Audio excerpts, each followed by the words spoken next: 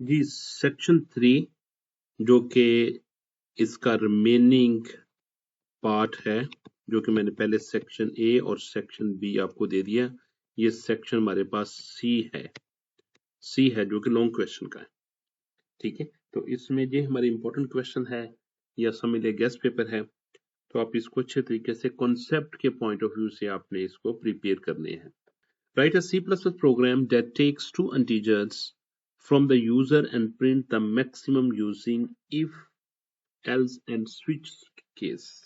तो हमने इसमें if, else और switch case यूज करते हुए हमने ये चीज प्रिंट कर दी। इंटीजर मेन, इसमें मैंने आपको सोल्यूशन भी प्रोवाइड कर दिया, क्योंकि शॉर्ट क्वेश्चन में जस्ट मैंने आपको बताया कि आप कैसे कर ले, ऐसे कर ले, जस्ट मैंने हिंट दिया, तो इसमें मैंने सोचा मैं चलो आपको ना सोल्यूशन भी प्रोवाइड कर देता हूँ आपकी हेल्प के लिए। एंटर टू नंबर्स, आपने दो नंबर गेट किए इंटीजर ए में और बी में यूजिंग इफ एल्स। और यहाँ पे क्या देखिए आप क्या कहते हैं, if A greater than B हो तो क्या कर रहे, तो आपको मैक इफ एल्स ए वो प्रिंट कर देगा अगर ए ग्रेटर देन बी हुआ तो। एल्स अगर लेस हुआ तो किसको प्रिंट करे, बी को प्रिंट करे। और इसके बाद यूज स्विच केस, हमने स्विच यूज केस से यूज किया, switch A greater than B then case 0, यानी कि switch A greater than B, अगर तो ये ट्रू होगा तो 1 रिटर्न करेगा, अगर ये फॉल्स हुआ तो 0 रिटर्न करेगा।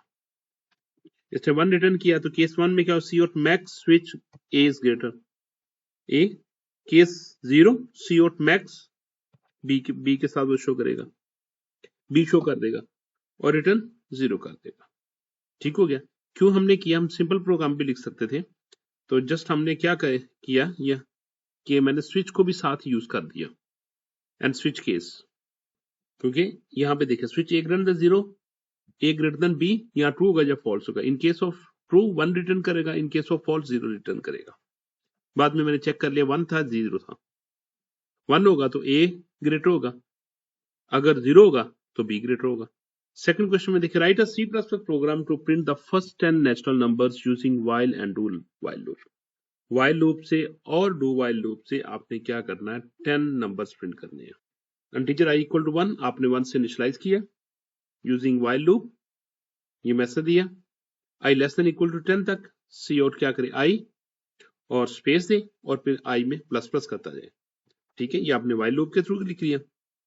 और डू व्हाइल लूप के थ्रू भी आपने इनिशियलाइज किया, मैसेज किया, डू स्टेटमेंट लगा दी, सी आउट i कर दिया, i में इंक्रीमेंट कर दिया, जब तक i लेस देन इक्वल 10 उस वक्त तक वो इंप्लीमेंट करता रहे। ठीक है, तो ये मैंने दूसरा प्रोग्राम लिख दिया इसका। Next, explain the phase of SDLC, planning, analysis and implementation with one key activity in each. Identify system needs and defining goals. In analysis, gathering requirement and studying existing system. Implementation में coding होती है, testing होता है और deployment होती है। ये सारे implementation में आ जाता है। और differentiate between real-time operating system and batch operating system with one example. Real-time operating system और batch operating system. Real time operating system respond instantly, उसी वक्त वो रिस्पॉन्ड करता है to input used in embedded system. Example RTL, Linux and robotics. Batch operating system execute batch jobs in case of a group without user interaction like payroll processing system. Question number 5, explain the concept of inheritance and encapsulation in C++ with real life example. Inheritance, driving new class from an existing one. Parent class or child class, child can inherit some functions, some parameters, some characteristics from the parents. Encapsulation being data and functions into a single class.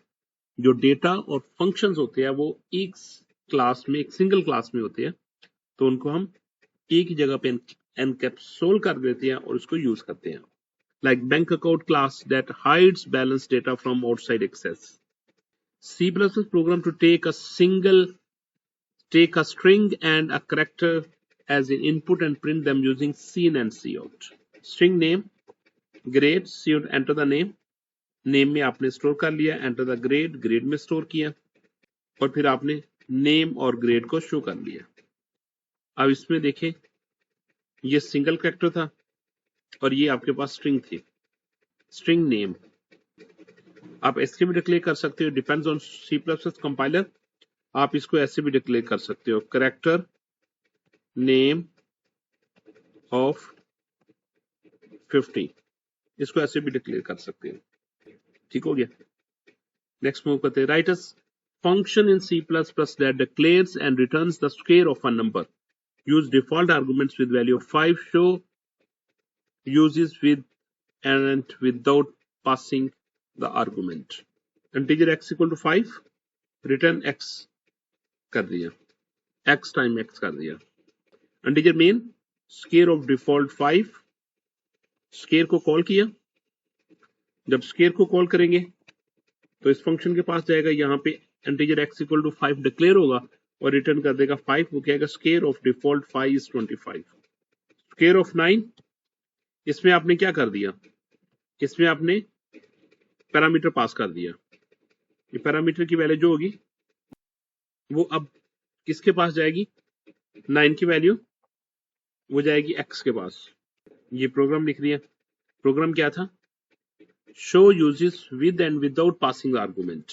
Next, और write a function that accepts the temperature in Celsius and return it in Fahrenheit. Use f equal to 9.5 times c plus 32. Float c, parameter pass किया Celsius में, float c 9/5 times c plus 32। ये मैंने method लिख लिया और यहाँ पे इस मेथड को कॉल कर लिया विद c के साथ, और c की वैल्यू यहाँ से आएगी। Enter Celsius in temperature c और फिर फ़ारेनहाइट इक्वल टू सेल्सियस